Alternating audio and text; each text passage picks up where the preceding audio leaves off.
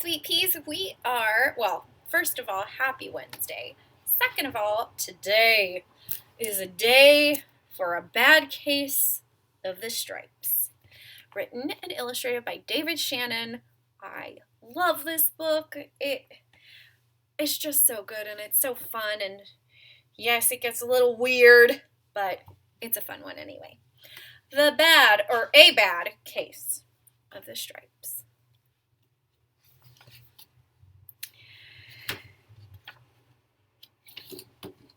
If I could get to the first page, that'd be great. There we go. We're back in action.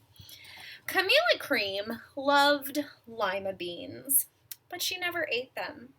All of her friends hated lima beans, and she wanted to fit in. Camilla was always worried about what other people thought of her. Today, she was fretting even more than usual. It was the first day of school, and she couldn't decide what to wear. There were so many people to impress. She tried on 42 different outfits, but none seemed quite right. She put on a pretty red dress, looked in the mirror, and she screamed.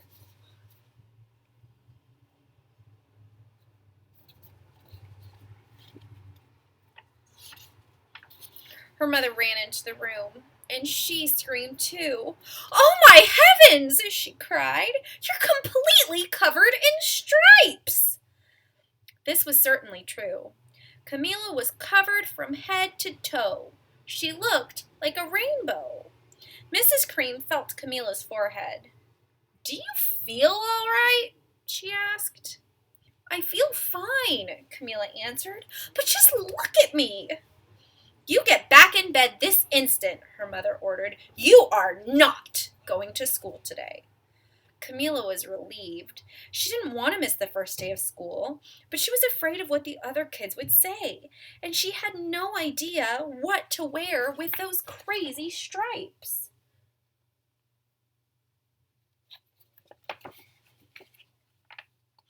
The next day was a disaster.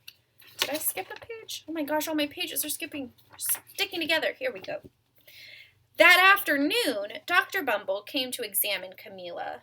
"Most extraordinary," he exclaimed. "I've never seen anything like it.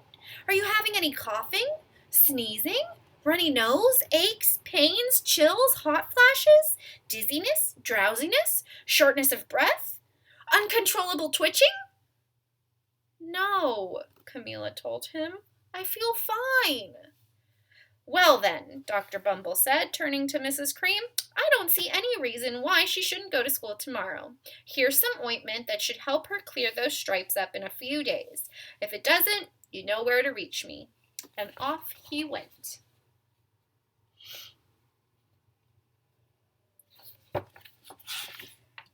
The next day was a disaster. Everyone at school laughed at Camilla. They called her Camilla Cream and Night of the Living Lollipop.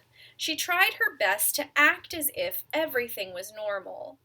But when the class said the Pledge of Allegiance, her stripes turned red and white and blue, and she broke out in stars.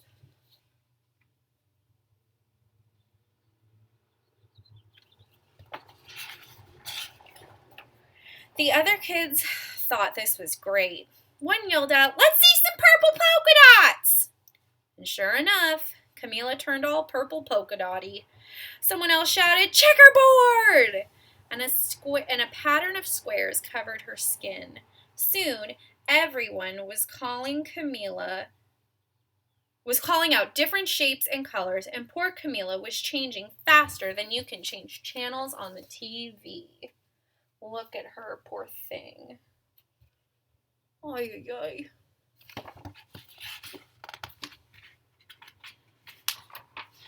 That night, Mr. Harms, the school principal, called.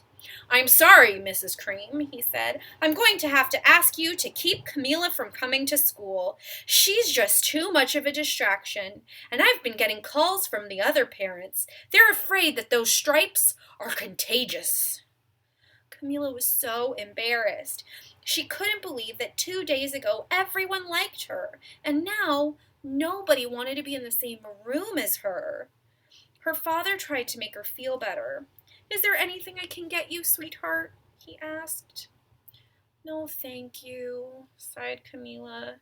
What she really wanted was a nice big plate of lima beans, but she had been laughed at enough for one day.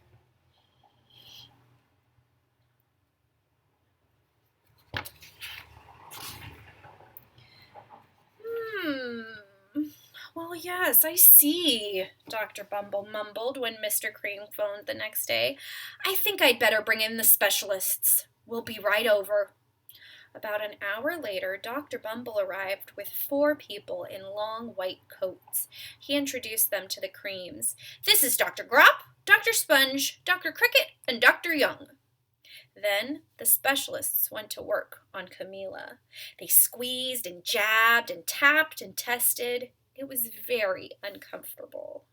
"Well, it's not the mumps," concluded Dr. Grop. "Or the measles," said Dr. Sponge.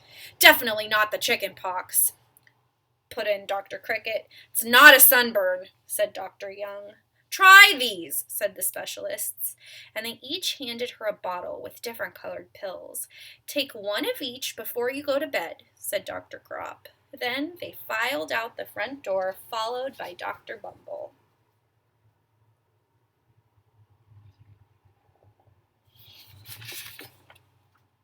That night, Camilla took her medicine. It was awful. When she woke up the next morning, she did feel different. But when she got dressed, her clothes didn't fit right. She looked in the mirror, and there, staring back at her, was a giant, multicolored pill with her face on it.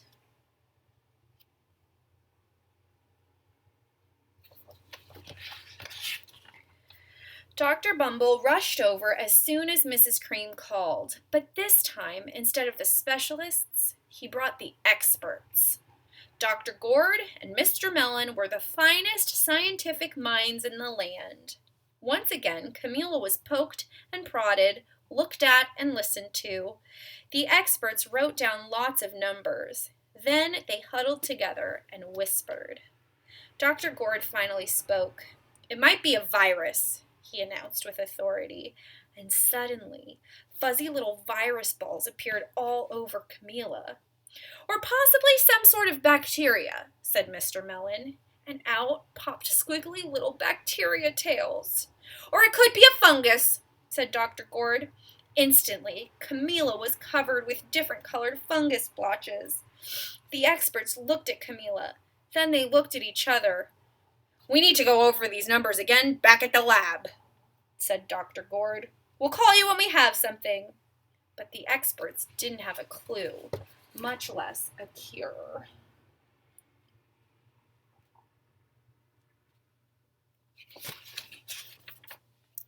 By now, the TV news had found out about Camilla. Reporters from every channel were outside her house telling the story of the bizarre case of the incredible changing kid. Soon, a huge crowd was camped out on their front lawn.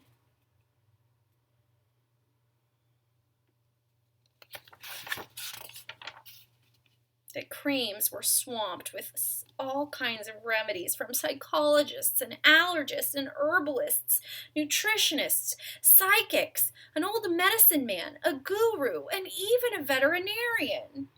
Each so-called cure only added to poor Camilla's strange appearance, until it was hard to even recognize her. She sprouted roots and berries and crystals and feathers and a long furry tail. Nothing worked.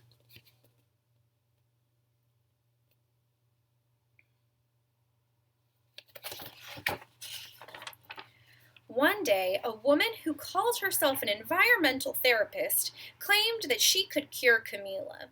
"Close your eyes," she said. "Breathe deeply and become one with your room." "I wish you hadn't said that," Camilla groaned. Slowly, she started to melt into the walls of her room. Her bed became her mouth. Her nose was her dresser, and there were 2 paintings for her eyes. The therapist screamed and ran out of the house. "What are we gonna do?" cried Mrs. Cream. It just keeps getting worse and worse. And she began to sob.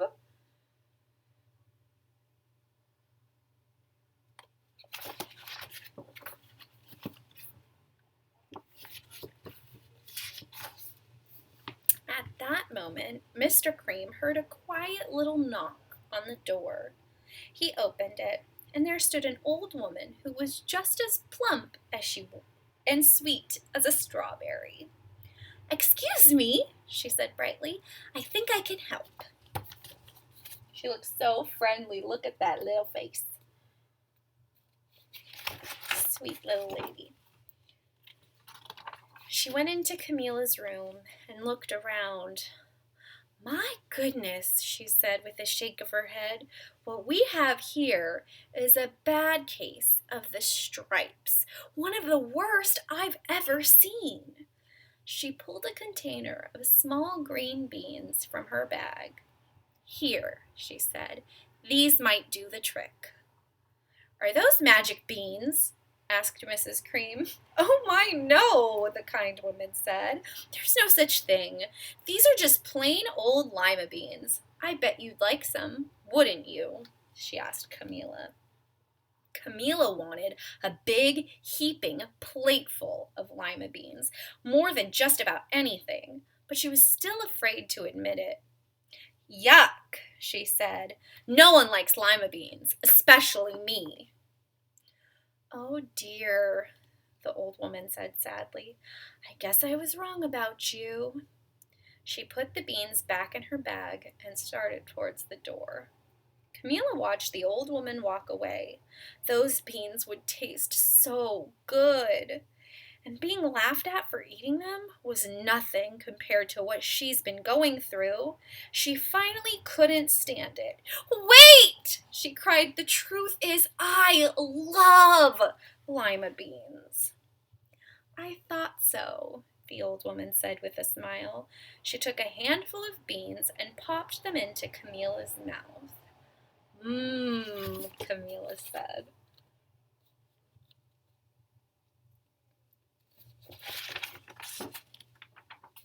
Suddenly, the branches, feathers, and squiggly tails began to disappear. Then the whole room swirled around. When it stopped, there stood Camilla, and everything was back to normal. "I'm cured!" she shouted. "Yes," said the old woman. "I knew the real you was in there somewhere." She patted Camilla on the head. She went outside and vanished into the crowd.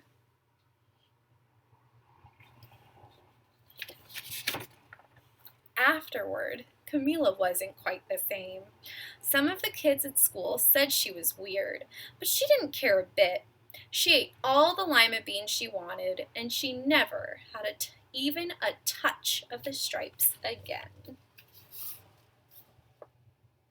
And that is the end of our story for today. I hope you have a wonderful Wednesday, and I will see you tomorrow for another story. Bye, ladies and gentlemen. I will talk to you soon.